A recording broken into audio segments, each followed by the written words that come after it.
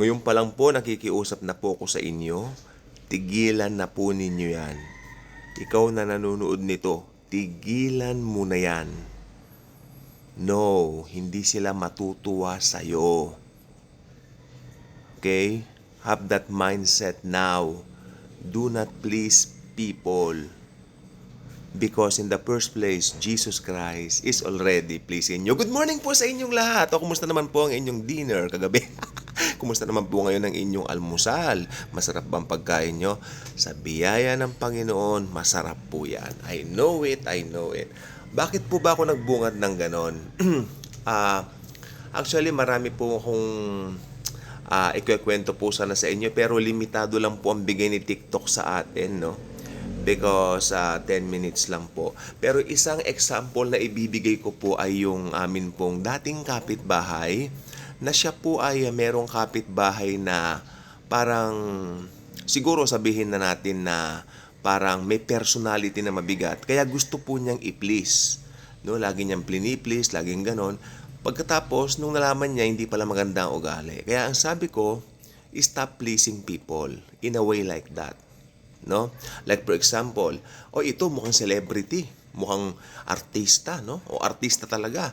Tapos, pag namimit mo, plini-please mo, ganun-ganun. Ang ending, hindi naman magandang bigay sa'yo. Ang ibig ba sabihin nito, maging pangit na ang pakita natin sa ibang tao? No, that's not what I mean. What I mean is the motive of your heart. Sapagkat si Pablo po mismo, merong binabanggit. I know may context po ito. Pero tignan po ninyo mabuti ang bagsak na mga salita ni Pablo. Open with me sa mga Bibles natin, sa mga Bible apps natin. Siyempre, sa panahon natin, hindi naman na usong libro, no? Uso na ngayon, nasa cellphone na lahat. O sige, Bible apps. Galatians chapter 1, verse 10. Am I now trying to win the approval of human beings? Or of God? Or am I trying to please people? Tinatanong niya, am I now trying to win the approval of human beings or of God? Siyempre, mas maganda yung approval ng God ang ating hanapin. Yung pong sinabi ni Pablo dito. Or am I trying to please people? If I were still trying to please people, I would not be a servant of Christ. So, ang topic natin ngayon tungkol po sa compromise. Nako-compromise yung faith mo because you want to please someone na hindi naman mananampalataya at hindi naman po akma sa pananampalataya mo. Okay. Marami po yan. I cannot go beyond what is written.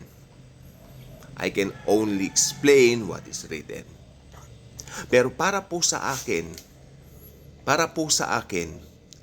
kapag ka hindi natanggal sa puso mo yung you really have to please this, you really have to please her, you really have to please him, you know what? They cannot be pleased in you. Dahil ang tao po, wala pong satisfaction. May kanta si Britney Spears dati, naalala ko yung I can't get no satisfaction. And that's true. That's very true. Inubulat tuloy ako sa ganado ako mag-preach. Dahil po totoo po ito. Marami pong mga tao ngayon ay, como siya ay anak ng mayaman, plini-please mo. Bakit po ganito ang topic ko? Kasi meron po kami, may kaibigan po ako, inabot na po kami kagabi ng usapan ng 11 p.m. 11:30 na yata na kami nagbabaan ng telepono. Nagkasakit po siya, na-confine siya sapagkat meron po siyang kamag-anak na lagi niyang plini-please, hindi naman siya binibigyan ng kahit ano pagkatapos niyang magtrabaho doon. Pinapagod niyo lang po ang sarili niyo. Ma'am, kako, bali tita ang tawag ko doon Pero mabait po talaga siya. Napakabait, no? Ang ending po kasi, nagkasakit po kayo, napabayaan niyo ang katawan niyo, maski yung family niyo, hindi niyo na po nakaharap dahil plini-please niyo yung kamag-anak niyo yun. Stop doing that, kako. May mali. Hindi lang po sa kanya, maski sa anong sistema. Alisin na po natin. Hindi sila matutuwa sa inyo. No? Kung gano'n ang motibo niyo. Kung alam niyo, sa buhay po natin, may mga taong kapag na-meet mo pa lang, alam mo, swak. Ayun, good vibes, no? Kaibigan mo agad, ganon. Pero may mga tao rin na maski anong gawin mo, talagang no. All you can have to do is to pray for them. na sana makakilala kay Lord. Baka tinanong ko, hindi naman daw pala mananampalataya yung mga taong yon. Please niya. Okay? That's what I'm telling you. Especially pag unbelievers. No. Hindi sila matutuwa sa inyo. Okay? Stop doing that. The Bible is very clear. Ulitin ko. Am I now trying to win the approval of human beings or of God? O ano ba? Siyempre, mas mahalaga yung God. Mas mahalaga ang Diyos. Okay? Ang Diyos. Pero ang good news po rito, na please na po sa atin ng Diyos Ama nang tanggapin natin ang kanyang bugtong na anak na si Jesus na namatay sa krus ng Kalbaryo. Na please na po siya sa atin 2,000 years ago. Very well please. Kaya sabi ni Pablo dito, am I now trying to win the approval of human beings or of God? Or of God? Ba, wise dapat tayo. God, siyempre. And my God is already pleased in me, not because of anything na ginawa ko, but bagkos dahil dun sa ginawa ni Heso Kristo para po sa akin. Na please ang Diyos sa akin, hindi dahil sa anumang mga bagay na ginawa ko, kundi dun sa ginawa niya sa krus ng Kalbaryo. Did you see the big picture there? It's about Christ and Him alone. Ngayon, ito naman po ngayon ang aking sasabihin po sa inyo. Love people. Kahit ano yung pakita sa atin ng tao, mahalin po natin sila.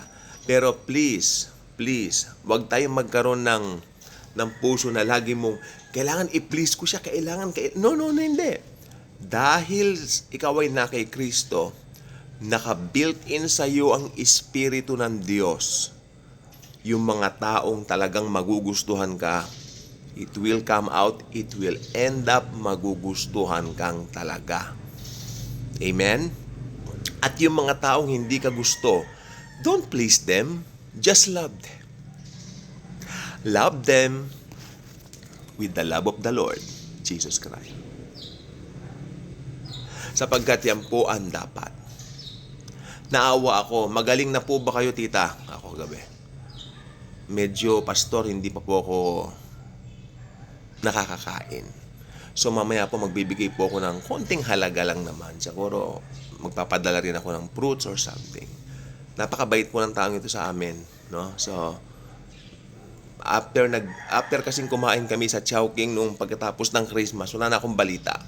So, nagpahinga po yata kayo, matagal na walang balita, no? And yun nga po. Kaya nga po, itong talatang ito is alam niyo po ba ito? I have one friend. Matagal na po, mga siguro 2017 pa. Nakita ko po ito sa kanyang Facebook, yung pinost siya sa Facebook. Then pinag-aralan ko yung konteksto. Ang context po nito, dito sinabi ni Pablo kasi preceding nito, as we have already said, sabi niya, so now I say again, if anybody is preaching to you a gospel other than what you accepted, let them be under God's curse, sabi niya. Yung mga nangangaral ng ibang gospel. Kaya kung may mga nangangaral ng ibang gospel at hindi gospel of grace, under God's curse. Ngayon, sa konteksto po nito, yung mga taong nangangaral na yon ay siguro tinutuligsa siya, pero sinabi ni Pablo, am I now trying to win the approval of human beings or of God? Hindi baling tuligsain na nila ako, hindi baling magalit sila sa akin. Importante na please na sa akin si Christ once for all time sa cross. Ka-good vibes ka na ba? Kung hindi ka pa ka-good vibes, inaanyayahan kitang maging ka-good vibes na. Okay? By clicking that subscribe button. Huwag kang magpapahuli dahil sa totoo lang po, lagi pong good vibes ang buhay dahil kay Jesus Christ, no? Again, hindi matutuwa sila sa'yo. No, tigilan mo na. Hindi sila matutuwa sa'yo. But with the love of the Lord Jesus Christ, matuwa man sila o hindi, it's up to them. Importante na please si Lord sa atin once for all time and we can love them despite kung anong pakita nila sa atin. God bless. Thank you.